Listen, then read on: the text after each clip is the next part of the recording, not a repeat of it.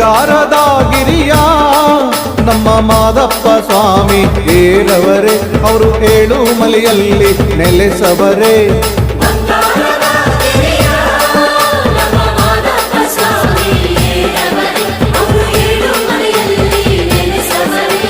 ಮುಂಗೈಲಿ ಜೋಳಿಗೆ ರುದ್ರಾಕ್ಷಿ ಕೊರಳಿಗೆ ಹುಲಿಯೇರಿ ಸ್ವಾಮಿ ಮೆರೆದವರೇ.